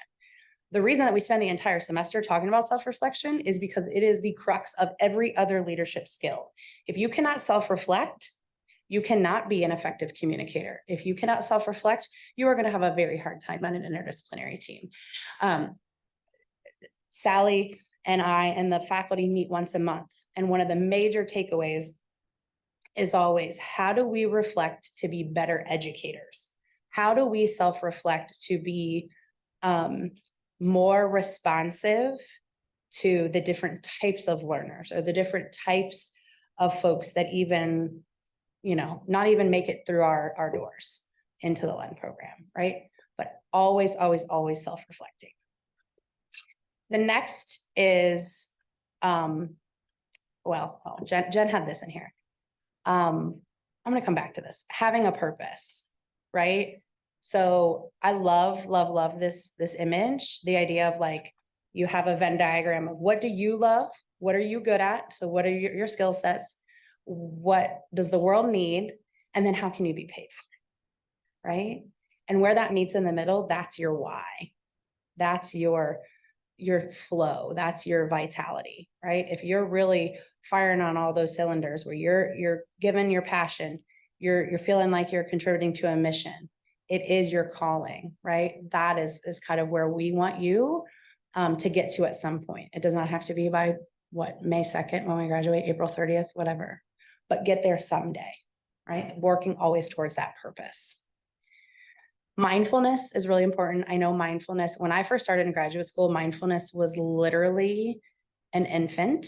Now mindfulness is everywhere, right? Everybody uses the Calm app. Everybody uses mindfulness practices. But really, what is mindfulness? It's purposely focusing your attention, but allowing yourself to be in a present moment to also accept without judgment, and then lead to allow yourself to have time and space for reflection.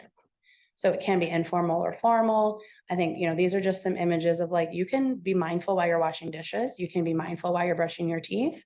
You can also be, doing traditional mindfulness practices, like through something more structured, like yoga class or meditation. Mindfulness is really, really important in terms of leadership because it frees up that mental capacity and that mental load for time and space for self-reflection. There's actually lots of studies as well about mindfulness, but for sake of time, I'm gonna skip that. And then we also have some resources on there as well. If you haven't already jumped into some of these, like Headspace, Calm, Shine app, there's really great podcasts, there's websites where you can read more about mindfulness, stress-based reduction, MBSR is what is typically sought out in the literature for when they use that as a intervention for groups of people. So family members of children with disabilities have often been targeted with mindfulness-based stress reduction programs. So you might see that in the research. Self-care kind of goes hand in hand, right? And it's managing all aspects of your identity, your emotions, your mind, your spiritual self, your relationships, your physical health. And so when we think about an activity for you all this semester has been working on those self-care ILP goals. And these 8 dimensions are really important to consider. You know, how much am I giving to my physical relationship and self-care? How much am I for my mental, the emotional, spiritual? And for some people, you know, some of these weigh more heavily than others, right? I can imagine myself back in grad school, the financial piece was like, well, this is really terrible. I have horrible self-care when it comes to finances because I have none. But I had more control over something like my intellectual self-care, right? And stimulating my brain to learn new things. So really kind of thinking through and checking in on these domains, not only just for the action items, but also then the relationships that you have with your spiritual side, with nature, with learning, with others, with yourself, right? So again, these are all things that take time, space, and energy, but are really important for building up and maintaining resilience. Before we get into growth mindset, I will jump back into the cognitive distortions piece. So building resilience is also challenging what your brain tells you, because I like this, don't believe everything you think, right? I actually saw this on the back of a Mack truck the other day and I was like, that's hilarious. I know this is in those slides. But cognitive distortions are literally your brain telling lies to you. And we are all vulnerable to the traps of cognitive distortions of I'm not worthy, I can't do it, I'm not enough, if I make a mistake, I'm a horrible person, I'm a horrible XYZ, nobody loves me, right? This is really, this is an image that Jen found and likes. It's hard to see on the big screen, but it's in your slides. And these are just some of the more common thinking errors. We call them cognitive distortions or thinking errors. You can type in thinking errors into Google and come up with images that flow from something very, very adult and well-studied and focused in CBT all the way down to like, what are thinking errors that we use animals as examples for young kids, right? We use these in therapy all the time. And so this was kind of like a meet in the middle. So there's this idea of jumping to conclusions. Oh my gosh, what is the story I tell myself based on a conversation that's yet to happen? Right? What about mental filtering? Brene Brown gave that example. You had 37 things on your report that were great. And then your supervisor said one thing that was an area of growth, even though everybody gets an area of growth at least one time, you know, at least one, but we're going to filter out that negative part, right? And only focus on the negatives. Catastrophizing. Oh my gosh, the world is going to end because this thing is happening. So there's a lot of these thinking errors that then if we just challenge them, that is going to have an impact on getting us back to that baseline, right? Getting us back to a sense of stability sooner or with less negative intensity. So the activity that if we had time for it, I would really want to challenge you guys to think of a distortion or an automatic thought you have at times, and then challenge that by coming up with an adaptive response. But we'll kind of put this also into the crucial conversations stuff next semester, because so much of what leads to crucial conversations is this, right? So communication as a result of heavy emotions, as a result of, oh gosh, what was my brain telling me, right? So, okay, any thoughts about resilience, self-care, self-awareness, self-reflection?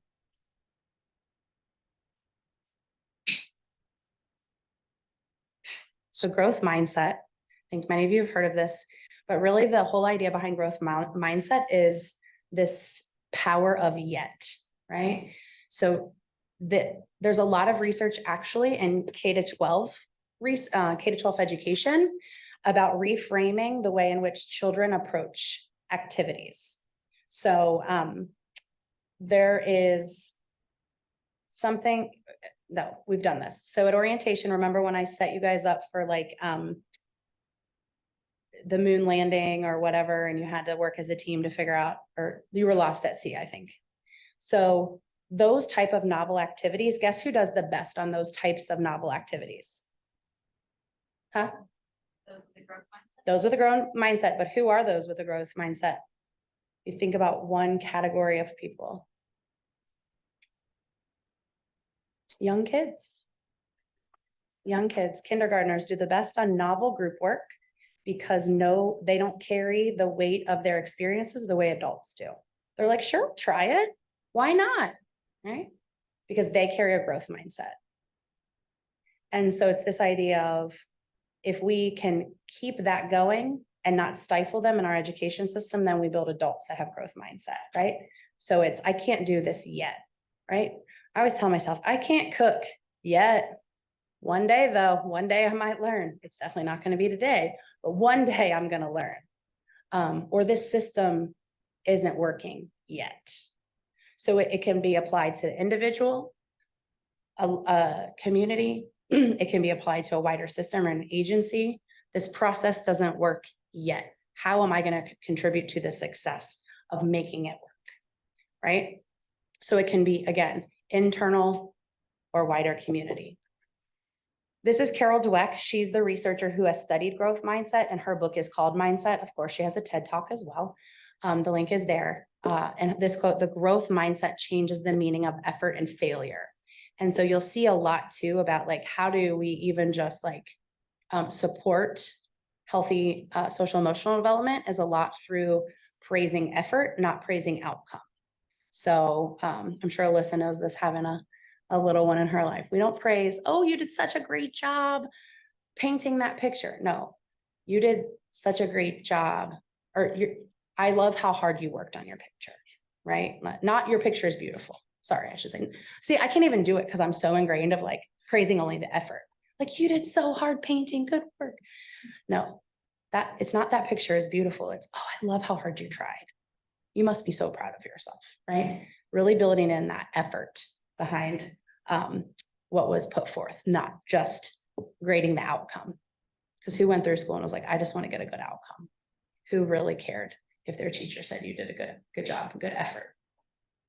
No, right? No, you wanted the outcome. You wanted the A, right? How do we shift that? Because that is not the way employment works, as it turns out, right? It's the middle. We want to praise the middle. We want to praise the muck. We want to praise the hard work. So this fixed mindset is this idea that your qualities are carved in stone. There's not much you can do about it. You have this set of traits to deal with.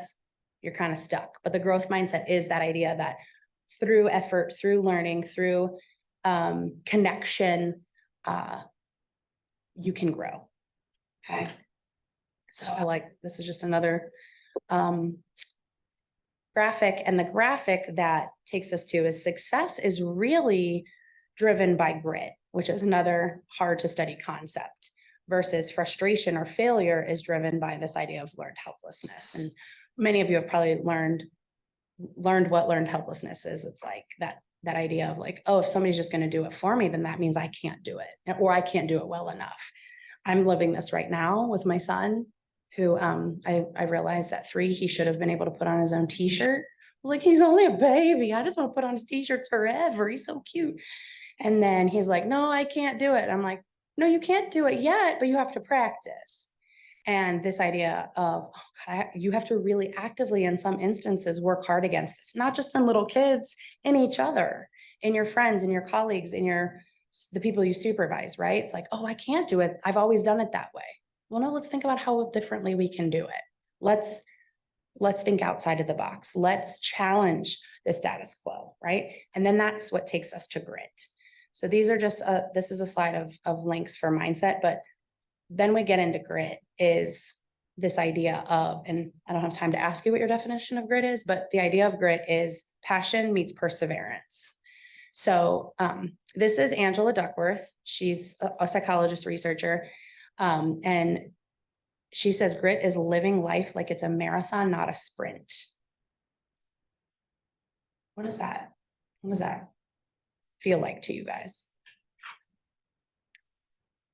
Especially to those of you that are maybe in grad school or training. You just want to get that darn sprint over. Yeah, Raz, go ahead.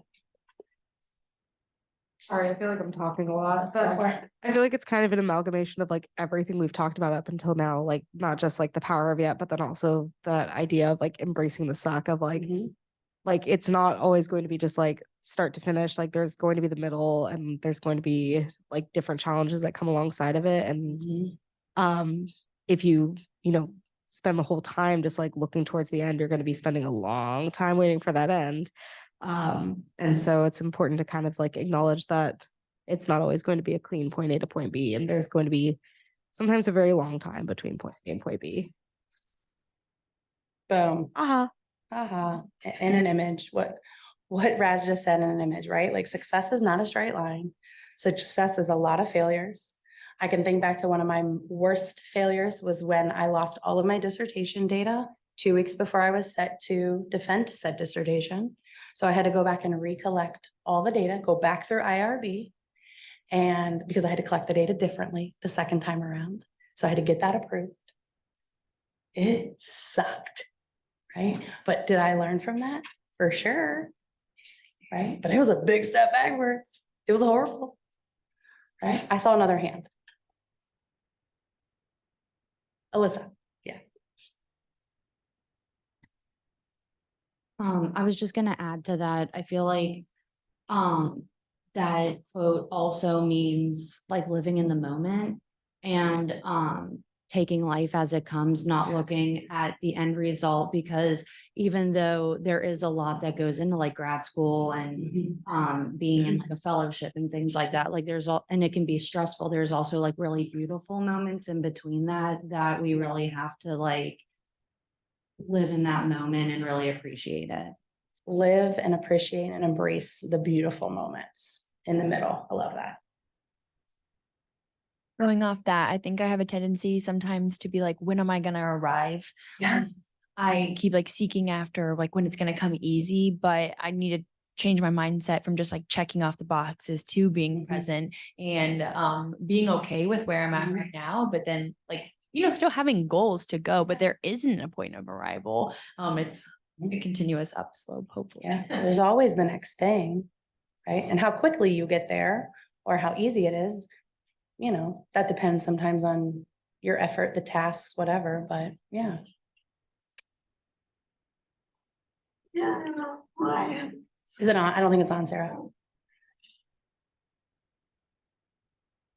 For me, it all boils down to what life is messy, and it never let you envision what Alyssa said, taking time to reflect and seeing that you might not be at the place you want to be at, but there are beautiful moments that you can cherish and be with you. So yeah, even though you might not be where you want to be right now, doesn't mean that it can't be appreciated and cherished, for sure. Yeah. So Angela Duckworth wrote the book Grit. It's a good read as well. It's probably a better listen. She has worked a lot with really what we consider in our culture successful individuals, and she calls them paramours of grit. And this idea that the people who are the most successful in something like a system like the NFL, how do we characterize what those athletes do to be successful at their craft?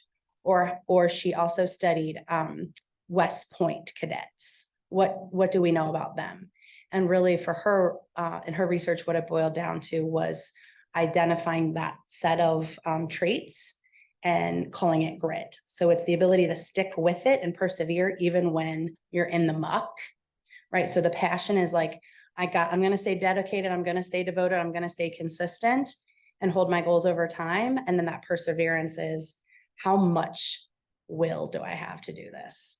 And so as you can see, well, maybe you can't, but if you can see this picture, this is Jen and me and Dr. Duckworth, because we're fangirls, and we went to her conference, and she puts on a lovely conference, oftentimes in Philadelphia. And we got our picture with her. And my question was always, well, I am like the least gritty person that I know. Like I score like a 3 on the grit scale out of probably like 100. Like I'm not gritty. And people are like, yeah, you are, you're gritty. Like you get through hard times. And I'm like, but tasks, I need Jen to be my duo, right? Like when tasks get hard, I'm like, oh, I don't want to do it. And then she's like, okay, I'll do this part that you don't want to do. And then you do the part that you want to do. And then we get it done. Hence why we got that grant that Simon's going to help us with. Right? But you don't have to be look, my point in this is that like, I always saw myself as not a gritty person. And then that was a bad thing. Nope. I just needed to find somebody to complement my skill set, right? I can be super gritty when I'm doing it in connection with someone else. I'm not that gritty when I'm trying to write a manuscript in my desk by myself, because that's not fun for me, right? So just be thinking about who are your people, what is your passion, what are you willing to put yourself out there for and stick to. So those are the resources. This is Angela telling us to stay gritty with all her best. Alyssa, were you raising your hand? Final thought? Yes, please do. Not about the topic. Okay, well then I'm just going to end with have the courage to be imperfect per Brene Brown. So January 23rd, we will talk about the book, Dare to Lead, in our leadership book club. This is your heads up that we will read it between now and then and talk about it in small groups that day. What questions do you guys have? Alyssa. So microphone, if you will. I was wondering, like, it's a Canvas question, I guess, but also around this. So if I want to come, You guys on, I'm sorry, Alyssa. I think I didn't share my slides just recently. I apologize, you guys. They're on Canvas. No, Hopefully it's- you were on that. it's okay. I was just wondering, like, if I want to go back to this over the break or something, or we want to go back to like a previous talk or PowerPoint, will the fall part of Blend be up all year round? So until Canvas comes after me, it will be up forever.